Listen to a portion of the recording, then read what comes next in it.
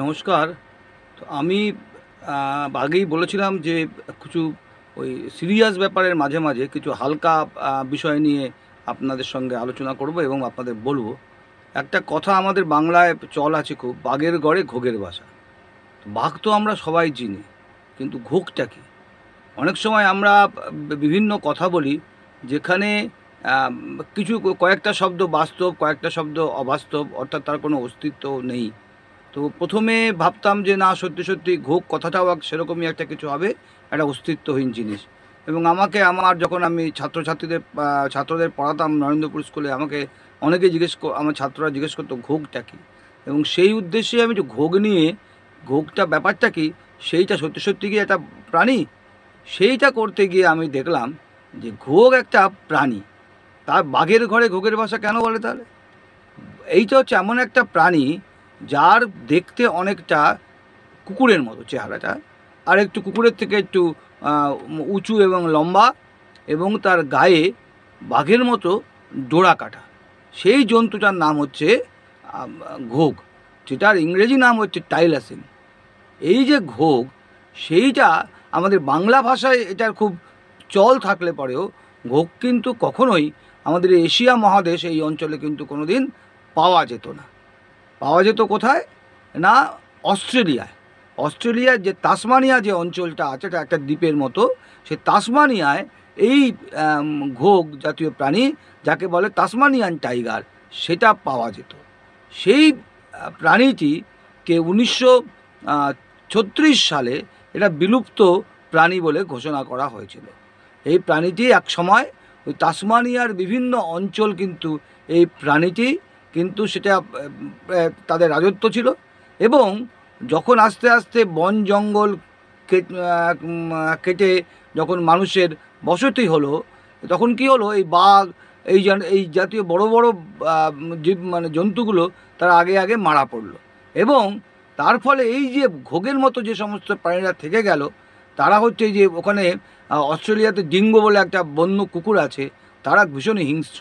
তাদের এবং মানুষের তারা যৌথ আক্রমণে সেই ঘোগগুলো বা এই তাসমানিয়ান টাইগার, সেগুলো কিন্তু আস্তে আস্তে লুপ্ত হয়ে যেতে শুরু করলো। এক সময় ছিল যখন বন বাদার যখন কেটে গেল, আমরা যেমন এখন লোকালয়ে প্রচুর বেজি দেখতে পাই, আমরা সাপ দেখতে পাই। কেন না, এইগুলো সব জঙ্গলের প্রাণী। যখন লোকালয় যখন তৈরি হলো জঙ্গল কেটে, সেগুলো নিজেদের আশ্রয়ের জন্য লোকালয়ে কোনো রকমভাবে নিজেদের একটা মাথা গোঁজার ঠাঁই খুঁজে নিয়েছে। তাদের খাওয়া দাওয়া ওই মানুষের আশপাশে হয়তো পোষা জিনিসপত্র, মুরগি, হাঁস, মুরগির বাচ্চা, হাঁসের বাচ্চা, যেমন খাটাস। এই এরা কি করেছে, এরা বনবাদার নষ্ট হয়ে যাওয়ার ফলে বাঁচার জন্য এরা এখন চৌর্যবৃত্তি করে তাদের জীবনযাপন করে।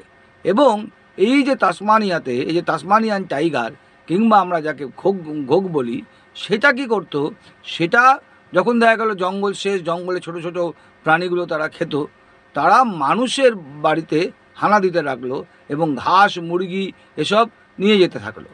একটা সময় শোনা যায় এই যে তাসমানিয়ার যে সরকার ছিল, তারা এই ঘোগ মারার জন্য মানুষকে, যারা ঘোগ মারতে পারবে তাদের কিন্তু আর্থিক পুরস্কার দিত। এবং এই পুরস্কারের আশায় প্রচুর ঘোগ কিন্তু বেঘরে মারা পড়ে। এখন ঘোগকে যদি আমাদের পেতে হয়, আমাদের বিভিন্ন অস্ট্রেলিয়ায় যে বিভিন্ন মিউজিয়াম আছে, সেই মিউজিয়ামে আমরা এই ঘোগের ঘোগকে পাবো, যে মৃত ঘোগ, তার মধ্যে বিভিন্ন রকম মানে বিচালি ঘাস কিংবা অন্য কোনো পদার্থ দিয়ে তাদের দাঁড় করিয়ে রাখানো হয়েছে, যাতে মানুষ জানতে পারে যে এই টাইলাসিন বা তাসমানিয়ান টাইগার বা এই ঘোগ একটা সময় পৃথিবীতে রাজত্ব করত, এবং অনেক প্রাণীর সঙ্গেও এই ঘোগটি কিন্তু বিলুপ্ত হয়ে গেছে। কিন্তু আরেকটা কথা আমার খুব মনে হতো, যে আমরা বাংলা ভাষায় কেন বলি বাঘের ঘরে ঘোগের বাসা। আসলে একটা সময় আমাদের এই এশিয়া, অস্ট্রেলিয়া, এগুলো কিন্তু একসঙ্গে ছিল আর কি। তারপরে সেগুলো আস্তে আস্তে সরে যায়।